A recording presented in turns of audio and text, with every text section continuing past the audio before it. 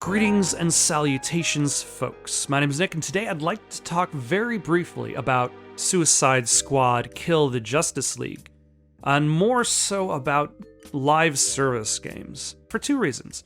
First is because the reviews for Suicide Squad Kill the Justice League have been rolling out, and they have not exactly been in favor of the game.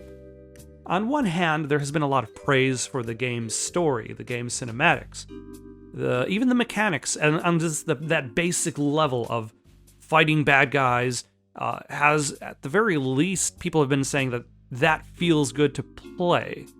At the same time, there has been a lot of criticism about the design of the game, the repetitive nature of it, the emptiness a person feels when playing the game, which has led to a lot of lower scores. That's the first thing. The second part is there's been this post going around. I don't necessarily know the accuracy of this post, whether it's only talking about like the bigger companies, like the AAAs, because if you think about it a little bit, like there's no way it can be completely accurate if you're including all indie developers. But the post had mentioned that 95% of developers are working on making a live service game. I would imagine that number is specifically aimed at AAA developers. But regardless of even if it's like, if we're only talking about 10 developers or 100 developers, 95% of those developers is still far too high. And I'd like to actually kind of get into that and use Suicide Squad Kill the Justice League as an example of why you shouldn't try to insert a circular peg into a square hole. Now, I feel it's easy to be very cynical about any live service game before you even see it, even be presented with what it's doing differently from anybody else. Considering the amount of live service games that come out as cash grabs, games like Redfall that release unpolished, games like Fallout 76 that release unfinished, games like Anthem that have received tons of polish but are incredibly soulless derivatives of the games that had come before. And that doesn't even mention the mobile market, where hundreds upon hundreds of live service free-to-play games grant players with, you can access, like, this game is free to play, but if you don't spend any money, you probably won't get past any of these barriers towards progress.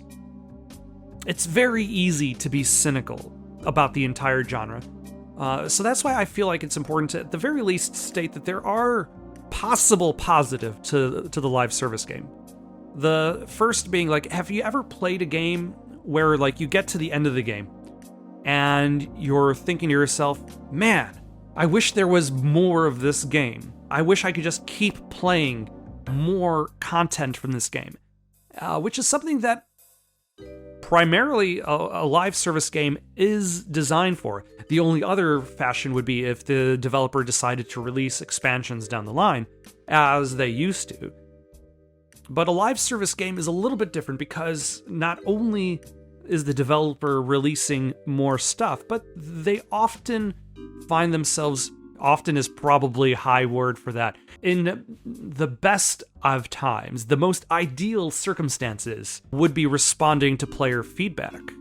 Like when you consider games like World of Warcraft that offered the ability for players to go back to previous versions of the game so that they could replay or experience for the first time what it was like to play those editions of the game before all of the updates had taken over. Games like Fortnite, which continuously add new content, new maps to explore. Games like Fallout 76, which continue to offer extremely basic features that should have been there since the start. At the same time, there are a lot of negatives in regards to the live service genre, both towards the player, towards the developer. Towards the player, like, we've already experienced lots of live service issues ourselves, whether it's battle passes that offer no value to the player, whether it's downloadable content pieces that are more expensive than the game itself. But as for the developer side of things, now you've got a developer who is locked into the development of one specific game. Like, the idea of a company branching out beyond of its live service game is almost unheard of, unless the company itself becomes large enough to expand and then separate and create another team to work on something else that is not the live service game. Because the live service game essentially locks the developer into just making content for that game. And then they eventually find themselves in a position where they have to pick and choose which content to make and which content they can't make, which itself leads to situations where fans are asking for specific things, and then the developers are like, we can't do everything. Like, you look at Destiny 2, which has found itself in a situation where people have been asking for more multiplayer maps, but they don't necessarily have the time, budget, the manpower in order to make said multiplayer maps. I remember Fallout 76 offered a Battle Royale mode, and it received no support since its release. I take that back. It got one more map. It had 2 maps, and then that was it. And then they eventually canceled the mode because not enough people were playing. But then if they're not adding any content to the feature, nobody's going to play it. You look at Fallout 76, and you look at the things the developer is adding more stuff to. They're adding more stuff to the cosmetics. They're adding more stuff to the camps. That is generally their focus from one season to the next. So the idea of branching out to these other aspects of the game had to be closed off simply because there was not enough staff to continuously develop this thing that they are locked into continuously developing for. And the makers of Fallout 76 now cannot expand to make any other games because they're stuck making this one game. But I think the problem that arises from games like Suicide Squad, Kill the Justice League, is that not every developer, not every storyline, not every intellectual property works well as a live service game. If you try to mash every developer and every IP into making a live service game, you're not going to get the best results. And I think that's the biggest issue in regards to that number, that 95% of developers are working on live service games, is because not every developer is going to be able to make a great live service game. Rocksteady is a fantastic developer. Batman, Arkham Asylum, Arkham City, Arkham Knight, they were excellent games. And maybe they weren't necessarily the best choice in regards to making a live service game. I think there is a place in the market for live service games. I think there is a possibility, to make a really good live service game.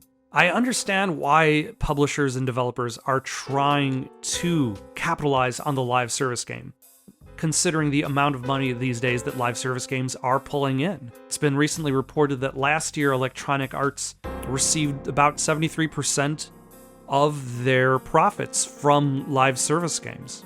But if you try to make every developer, if you try to make every project a live service game, all you're going to get is a circle peg in a square hole. In the meantime, though, got any thoughts in regards to the rise of live service games? Got any favorites? Let me know in the comments below. Don't forget to like and subscribe, and have yourselves a good night.